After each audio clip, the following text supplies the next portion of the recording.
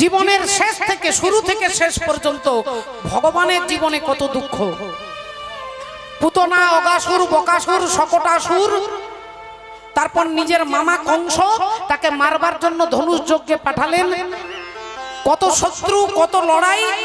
তারপরে ভগবানকে বৃন্দাবন ছেড়ে, সবাই বাবা মাকে ছেড়ে, সখা সখীদের ছেড়ে চলে যেতে হলো। মা, ভগবানের জীবনে দুঃখ নেই? ভগবান রাম যে আগামী কালকের সিংহাসনে বসবে, কালকে তিনি অযোধ্যার রাজা হবে, আজকেই তাকে 14 বছরের জন্য বনবাসে বেরিয়ে যেতে হলো। ভক্তমণ্ডলী, ভক্তিমতী মায়েরা, যখন জীবনের চলার পথটা একটু একটু আলাদা হয়ে যায়। আজকে আপনারা দেখছেন 26,000 শিক্ষকের দুর্দশা দেখছেন। তারা কখনো ভাবেনি যে 7 বছর চাকরি করার পরে চলে যাবে, কিন্তু জীবন কখন পাল্টে যাবে আপনাকে বলে পাল্টাবে না। বাবা, ঘরে বা বনেতে থাকো, সদা হরি বলে ডাকো। ওই অবস্থায় মুখে হাসি হাসাটা খুব কঠিন। ভগবান রাম যিনি সিংহাসনে বসবে, তাকে বলকল কাপড় পরে, গাছের ছাল পরে, সংসার ছেড়ে 14 বছর বনে বনে খালি পায়ে খালি গায়ে একটা পাতার কুটির তৈরি করে থাকতে হলো। বাবা, এটা কি কম যন্ত্রণা, কম কষ্ট? দুঃখ আমাদের সবার আছে। দুঃখ, আমরা দুঃখের সংসারেই থাকি। এই জগৎটাই দুঃখময়। এখানে কেউ সুখী নন। যিনি সুখী মনে করছেন তিনি 2 দিন অপেক্ষা করুন, দুঃখ আপনার পেছনে দাঁড়িয়ে আছে। আর যিনি দুঃখ পাচ্ছেন বলে আপনি অপেক্ষা করুন, সুখ আপনার পেছনে দাঁড়িয়ে আছে। চক্রবৎ পরিবর্তনতে সুখানিচ দুঃখানিচ, চক্রের আকারে ঘুরবে, কখনো সুখ, কখনো দুঃখ, কখনো সুখ, কখনো দুঃখ। এই চাকাটাকে ঘোরাচ্ছে কে? বলে ভবের কাছে বেঁধে দিয়ে মা পাক দিতেছ অবিরত। ভবের কাছে বেঁধে দিয়ে মা পাক দিতেছ অবিরত। ও মা, ভবের কাছে বেঁধে দিয়ে মা পাক দিতেছ অবিরত। ভবের গাছে বেঁধে দিয়ে মা পাক দিতেছ অবিরত। বলো মা, কি দোষে করিলে আমায় 6টা কুলুর অনুগত? কি দোষেতে করিলে আমায় 6টা কুলুর অনুগত? মায়া মায় ঘুরাবি কত, মায়া মায় ঘুরাবি কত, কলুর চোখ ঢাকা বলদের মতো। মায়া মায় ঘোরাবি কত, মায়া মায় ঘোরাবি কত। তাহলে আজকে ভগবান শ্রীকৃষ্ণচন্দ্র গান্ধারী বললেন, আমার বংশে বাতি দিতে তুমি যেমন কাউকে রাখলে না, একদিন আমার মতো তোমার বংশ ধ্বংস হয়ে যাবে। ভগবান একগাল মিষ্টি হেসে বললেন, মা, তোমার অভিশাপটাকে মাথায় তুলে নিলাম। তোমার অভিশাপ আমি মাথায় তুলে নিলাম। এখন আমি আসি মা। বিদায় নিয়ে, অভিশাপ মাথায় নিয়ে ভগবান হাঁটতে হাঁটতে আসছেন রাত্রিবেলা। এদিক থেকে ভগবান হেঁটে হেঁটে আসছেন, এদিক থেকে অর্জুন আজকে ভগবানের সঙ্গে দেখা করতে যাচ্ছে। অর্জুন যাচ্ছেন ভগবানের সঙ্গে দেখা করতে। রাধে রাধে। রাস্তার মাঝখানে দুজনের দেখা হয়ে গেল। অর্জুন ভগবানের দিকে তাকিয়ে বললেন, কি ব্যাপার, তোমার নীল পদ্মের মতো বদন আজকে শুকিয়ে গেছে কেন? মুখটা শুকিয়ে গেছে কেন? ছোট হয়ে গেছে কেন মুখটা? কি হয়েছে কৃষ্ণ? ভগবান বললেন, তেমন কিছু হয়নি, তোমার জেঠিমা আমাকে অভিশাপ দিয়েছে। অর্জুন বললেন, আমার জেঠিমা মানে গান্ধারী? বললেন, হ্যাঁ, তোমার জেঠিমা গান্ধারী আমাকে অভিশাপ দিয়েছে। কি অভিশাপ দিয়েছে? ভগবান বলছে, কি অভিশাপ দিয়েছে জানো? আমার বংশ নাকি ধ্বংস হবে। আমার বংশ নাকি ধ্বংস হবে। আমার বংশ নাকি ধ্বংস হবে। আমার বংশ নাকি ধ্বংস হবে। তুমি শোনো অর্জুন, শোনো তবে। বংশ নাকি ধ্বংস হবে।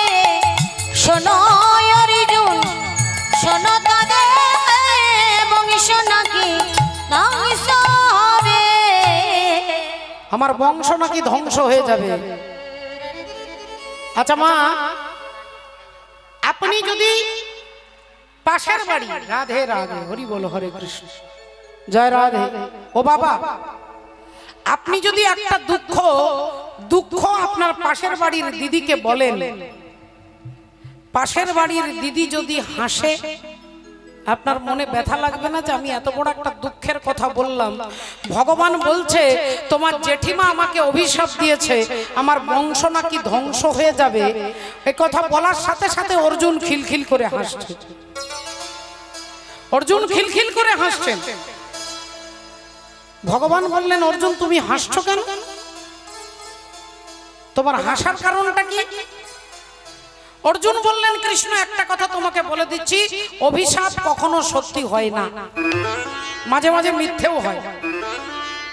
অভিশাপ সবসময় সত্যি হয় না, মাঝে মাঝে মিথ্যে হয়। ভগবান বললেন তার মানে? অর্জুন বলছেন, শোনো কৃষ্ণ, যখন কুরুক্ষেত্রের মাঠে আমি ভীষ্মদেবকে সরসজ্জায় শুইয়ে রেখেছিলাম, সর মানে তীর, শয্যা মানে বিছানা, তীরের বিছানায় ভীষ্মদেব শুয়ে আছে, যন্ত্রণায় ছটফট করছে, আর তারই মাথার কাছে দাঁড়িয়ে আছে ভীষ্মের জননী পতিত পাবনী মা গঙ্গা দেবী।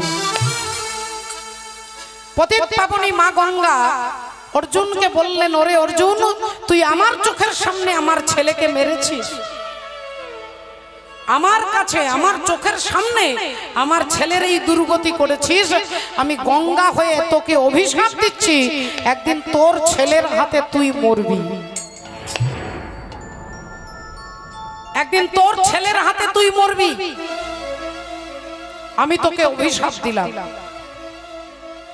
সেই ঘটনাটাই অর্জুন ভগবানকে বলছে যে মা গঙ্গা দেবীও তো আমাকে অভিশাপ দিয়েছিল যে আমি নাকি আমার ছেলের হাতে মরবো, তা আমার ছেলেরাই কেউ বেঁচে নেই, সব হরিবোল হয়ে গেছে। আমার ছেলে অভিমন্যু মারা গেছে, আমার ছেলে শ্রুতকীর্তি মারা গেছে, আমার ছেলে ইরাবণ মারা গেছে, তাহলে আমার ছেলে বলতেই কেউ নেই, তাহলে আমি ছেলের হাতে মরবো কি করে? তাহলে গঙ্গা দেবীর দেওয়াটা অভিশাপটা মিথ্যে নয়? ভগবান বললেন, আচ্ছা আচ্ছা আচ্ছা আচ্ছা, তাহলে অন্যান্য কাজ পরে করব, আগে তোমার অহংকারটাকেই চূর্ণ করব, আগে তোমার অহংকারটাকেই চূর্ণ করব। ভগবান প্রতিজ্ঞা করলেন মনে মনে যে অর্জুনের দর্পটাকে চূর্ণ করতে হবে। তাই ভগবান কথাটা ঘুরিয়ে দিলেন, আর কথাটা ঘুরিয়ে বলছে, আচ্ছা আচ্ছা অর্জুন, এসব কথা বাদ দাও, এসব ছেড়ে দাও, এসব বাদ দাও, তুমি আমাকে বলো, তোমার দাদা যুধিষ্ঠির যে অশ্বমেধ যজ্ঞ করছে, যুধিষ্ঠির মহারাজ যে অশ্বমেধ যজ্ঞ করছে, সেই যজ্ঞের ঘোড়াটা, মায়েরা দেখুন অশ্বমেধ যজ্ঞ ব্যাপারটা কি রকম। ধরুন এই মেদিনীপুরের রাজা, মনে করুন মেদিনীপুরের রাজা অশ্বমেধ যজ্ঞ করছে, যজ্ঞ করে ঘোড়াটাকে ছেড়ে দেবে, ঘোড়াটা ছুটতে ছুটতে ছুটতে ছুটতে মেদিনীপুর জেলার পরে হাওড়া জেলা যাবে। হাওড়া জেলার রাজা যদি ঘোড়াটাকে ধরে, তাহলে পঞ্চ পাণ্ডবের সঙ্গে যুদ্ধ করতে হবে, আর যদি ঘোড়াটাকে না ধরে, তাহলে হাওড়া জেলাটা মেদিনীপুর রাজার হয়ে যাবে। সেই ঘোড়া ছুটতে ছুটতে দক্ষিণ 24 পরগনা যাবে, দক্ষিণ 24 পরগনার রাজা যদি ঘোড়াটাকে ধরে, তাহলে পঞ্চ পাণ্ডবের সঙ্গে যুদ্ধ করতে হবে, আর যদি ঘোড়াটাকে ভয়ে না ধরে, তাহলে দক্ষিণ 24 পরগনাটা মেদিনীপুর জেলার রাজার হয়ে যাবে। তাহলে যুধিষ্ঠির অশ্বমেধ যজ্ঞ করছে, অশ্বমেধ যজ্ঞের ঘোড়াটাকে যজ্ঞ করে ছেড়ে দিয়েছে, আর সেই অশ্বমেধ যজ্ঞের ঘোড়া ভয়ে কেউ ধরছে না। ভয়ে কেউ ধরছে না কেন? বলে ঘোড়াটাকে ধরলেই পঞ্চ পাণ্ডবের সঙ্গে যুদ্ধ করতে হবে, আর আমরা যুদ্ধে পারবো না, হেরে যাব, তাই ভয়ে ঘোড়াটাকে কেউ ধরছে না। আর সেই ঘোড়াটা ছুটতে ছুটতে ছুটতে কোন রাজ্যে প্রবেশ করেছে? না, মণিপুর রাজ্যে প্রবেশ করেছে। মণিপুর রাজ্যে ঘোড়াটা প্রবেশ করেছে। মণিপুরে ছিল রাজা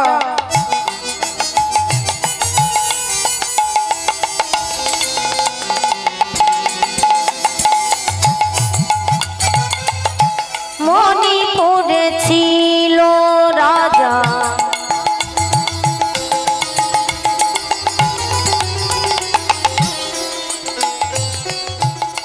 বব্রু বাহন না, বব্রু বাহন না,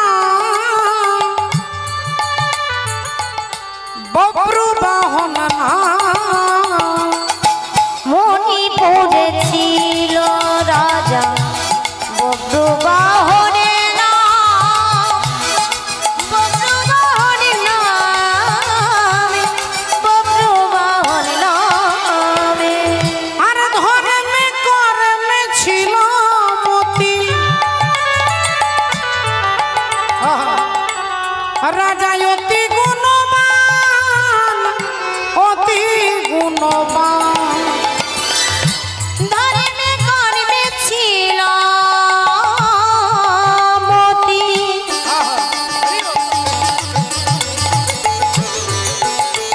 রাজা অতি গুণবান অতি গুণবান। এ মণিপুরে ছিল রাজা বব্রুবাহন নাম বব্রুবাহন নাম বব্রুবাহন নাম। এ মণিপুরে ছিল রাজা বব্রুবাহনে নামে বব্রুবাহনে নাম বব্রুবাহনে নামে। ভক্তমণ্ডলী ভক্তিমতী মায়েরা, ঘোড়াটা ছুটতে ছুটতে ছুটতে মণিপুর রাজ্যের ওপর দিয়ে যাচ্ছে। আর সেই মণিপুর রাজ্যের রাজার নাম হচ্ছে বব্রুবাহন। বব্রুবাহন মানে কি না, সূর্যের মতো যার উজ্জ্বল কান্তি, এত সুন্দর দেখতে বব্রুবাহন। সেই বব্রুবাহন রাজা যুধিষ্ঠির অশ্বমেধ যজ্ঞের ঘোড়াটাকে ধরেছে। আর ঘোড়াটাকে ধরেই দেখতে পাচ্ছে কপালে লেখা আছে যে যিনি সতীর পুত্র হবে তিনি ঘোড়াটাকে ধরবে, আর অসতীর পুত্র হলে ঘোড়াটাকে ধরে ভয়ে ছেড়ে দেবে। এবার আপনারা মায়েরা বলুন, বব্রুবাহন কি করবে? ঘোড়াটার কপালে লেখা আছে যিনি সতীর পুত্র হবে তিনি ঘোড়াটাকে ধরবে, যুদ্ধ করবে, আর অসতীর পুত্র হলে ঘোড়াটাকে ধরেও ভয়ে ছেড়ে দেবে। এবার বব্রুবাহন ঘোড়াটাকে ধরে আর তো ছাড়তে পারবে না, তার মায়ের কাছে নিয়ে আসছে। ঘোড়াটাকে ধরে মায়াকে দেখাতে নিয়ে আসছে। মা, ও মা, মায়ের নাম কি না, মায়ের নাম হচ্ছে দেবী চিত্রাঙ্গদা। চিত্রাঙ্গদা। আর বাবার নাম কি না, বাবার নাম হচ্ছে অর্জুন। মায়ের নাম চিত্রাঙ্গদা, বাবার নাম হচ্ছে অর্জুন। কিন্তু অর্জুন জানে না যে আমার একটা ছেলে আছে, আর ছেলে জানে না যে আমার বাবার নাম অর্জুন। ছেলে জানে না যে আমার বাবা অর্জুন, আর অর্জুন জানে না যে আমার একটা ছেলে আছে। আপনারা বলবেন এটা কি করে হয়? একটা ছেলে তার বাবাকে জানবে না, একটা বাবা তার ছেলেকে জানবে না? এটা কি করে হয়? এটা কি কখনো হয় নাকি? ছেলে জানবে না যে আমার বাবা একজন আছে, আর বাবা জানবে না যে আমার একটা ছেলে আছে, তাহলে এর পেছনে কোনো কারণ আছে, রহস্য আছে। আর এই কারণটা জানতে গেলে একটু আগে চলে যেতে হবে, যখন অর্জুন দ্রৌপদীকে বিবাহ করলেন। ধ্রুপদ রাজার কন্যা দ্রৌপদী। আর দ্রৌপদীকে কে বিয়ে করবে? বলে রাজসভায় এরকম, এই যে এটা দেখছেন কি সুন্দর ডিজাইন করা, এরকম মাথা সিলিং এর উপরে একটা রূপোর মাছ রাখা আছে। আর রূপোর মাছটা ফ্যানের মতো ঘুরছে। ওই মাছের চোখটাকে যিনি লক্ষ্য ভেদ করতে পারবে, অর্জুন হরি বল, যে পারবে দ্রৌপদীকে তার সঙ্গে বিয়ে দেওয়া হবে।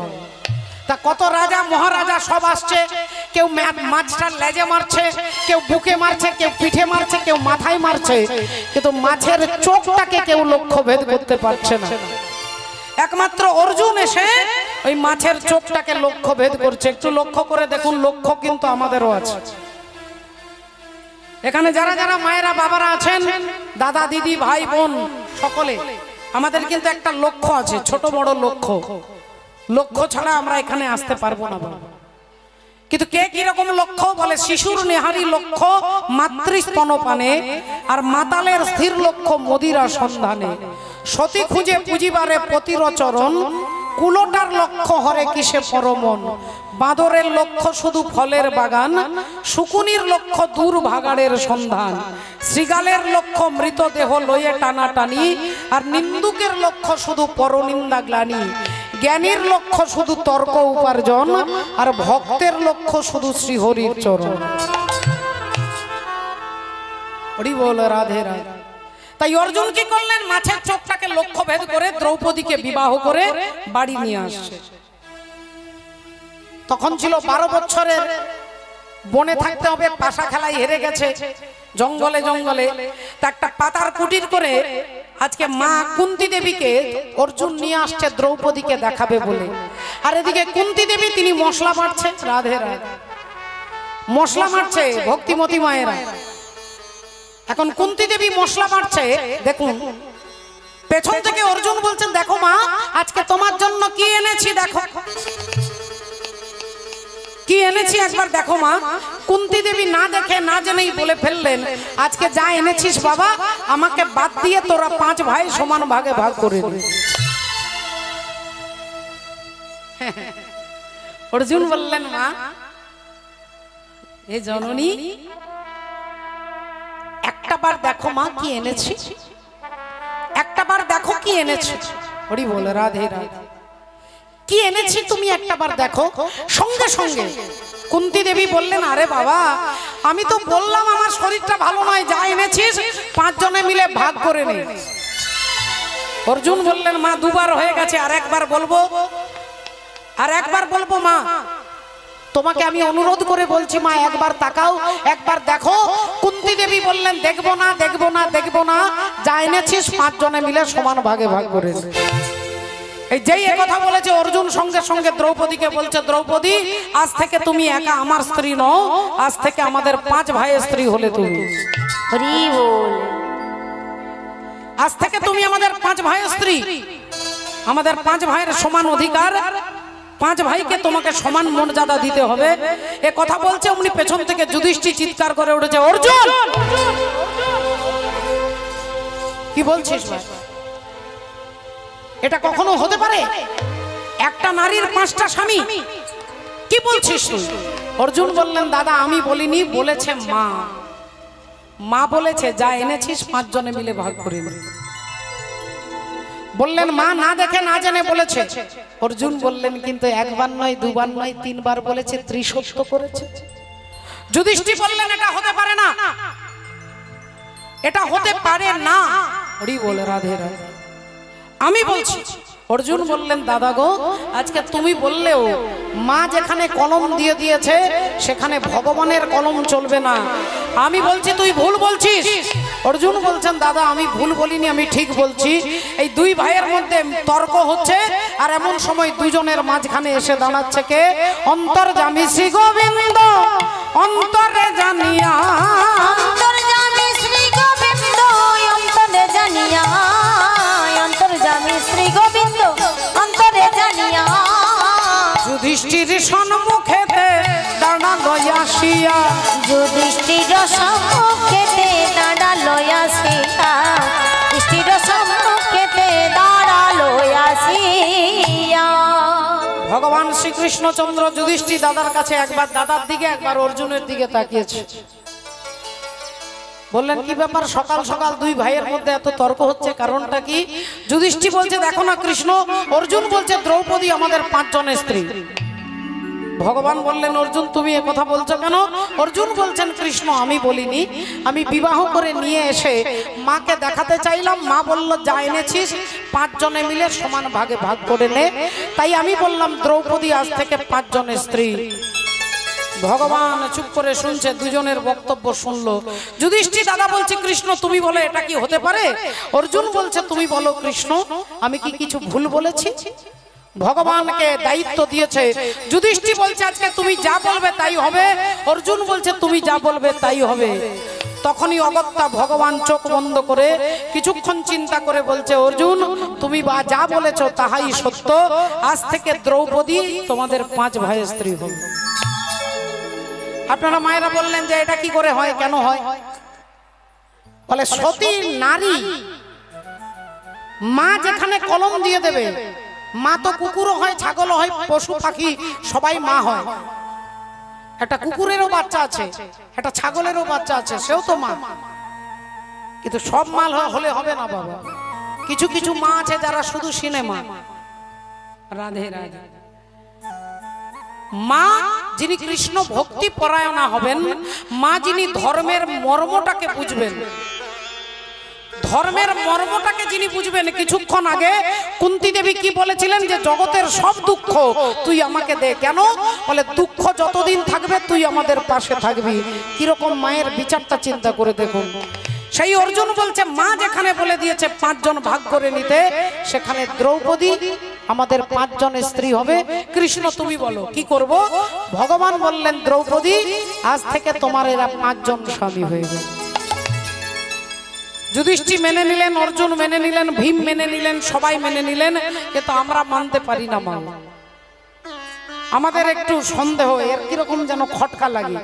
একটা নারীর 5টা স্বামী, শুধু বাইরে দেখবেন না মা, বাইরে এটা দেখবেন না। বাইরে যদি মনে করেন রাবণের 10টা মাথা, রাবণের যদি 10টা মাথা, তাহলে 10 মাথা যুক্ত রাবণ কি করে পাশ ফিরে ঘুমোতো? আমরা ডান দিক ঘুরে শুতে পারি, বাঁ দিক ঘুরে শুতে পারি, যার 10টা মাথা সে পাশ ফিরবে কি করে? আপনারা ভাবতে পারেন। কিন্তু এটা বাইরের দৃষ্টিতে দেখবেন না, 10টা মাথা কি না 10টা বুদ্ধিমান মানুষের যত বুদ্ধি রাবণের বুদ্ধি ছিল সেই রকম। 10টা ইন্দ্রিয় হচ্ছে দশানন রাবণ। 10টা ইন্দ্রিয়ের পেছনে যিনি ছুটে সেটা হচ্ছে দশমুখ রাবণ। তাহলে পঞ্চপাণ্ডব 5টা স্বামী দ্রৌপদী, আপনি বাইরের দৃষ্টিভঙ্গিতে দেখলে হবে না। 5টা স্বামী কি না ক্ষিতি অব তেজ মরুত বোম। ক্ষিতি অব তেজ মরুত বোম, এই পঞ্চভৌতিক এই দেহটা হচ্ছে 5টা স্বামী। পঞ্চভৌতিক দেহ, এই গোটা দেহটা ক্ষিতি অব তেজ মরুত বোম দিয়ে পঞ্চভূতে তৈরি। আর এই 5টা দেহের মিশ্রণকে আমি কি বলি? আমার নাম চৈতালি, আমার নাম চৈতালি, নিজের বুকে হাত দিয়ে বলি। তাহলে শরীরটাকে আমি চৈতালি মনে করি আমি। তাহলে পঞ্চভৌতিক দেহ, তাহলে সেই অর্থে আপনারও 5টা স্বামী, আপনারও 5টা স্বামী, আমারও 5টা স্বামী। আর সেই 5টা স্বামী হচ্ছে ক্ষিতি অব তেজ মরুত বোম। আহা রাধে রাধে, কত বড় কথা তত্ত্বদর্শী মহাজন বলছেন। এ মনে বাবলা গাছে কষ লেগেছে, ও গুরু ধুয়ে নাও জ্ঞান সাবানে। গুরু আমার মনের ময়লা যাবে কেমনে?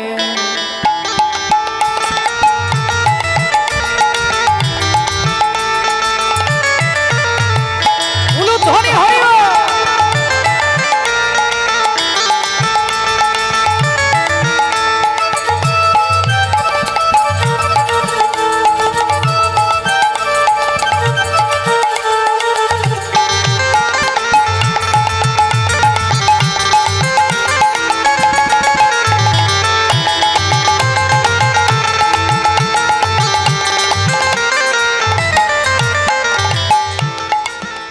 মনে বাবলা গাছের কষ লেগেছে, মনে বাবলা গাছের কষ লেগেছে। গুরু ধুয়ে নাও জ্ঞান সাবান। গুরু আমার মনের ময়লা যাবে কেমনে? গুরু আমার মনের ময়লা যাবে কেমনে?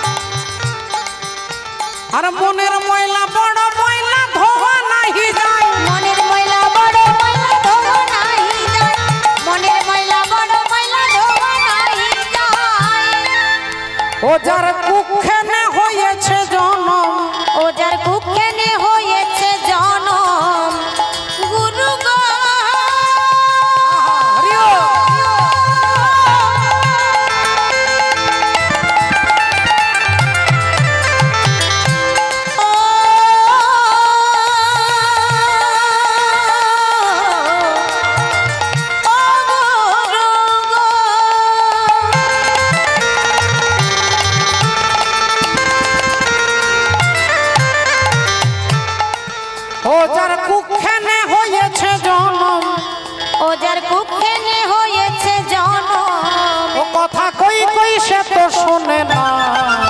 আহা গুরু আমার মনের ময়লা যাবে কেমন, গুরু আমার মনের ময়লা যাবে কেমন। এ মনে বাদ লাগাছে, এ মনে বাদ লাগাছে, কষ লেগেছে, মনে বাবলা গাছের কষ লেগেছে, গুরু ধুয়ে দাও জ্ঞান সাবালে। গুরু আমার মনের ময়লা যাবে কেমন, গুরু আমার মনের ময়লা যাবে কেমন, গুরু আমার মনের ময়লা যাবে কেমন, গুরু আমার মনের ময়লা যাবে কেমন, গুরু আমার মনের ময়লা যাবে কেমন, গুরু আমার মনের ময়লা যাবে কেমন, গুরু আমার মনের ময়লা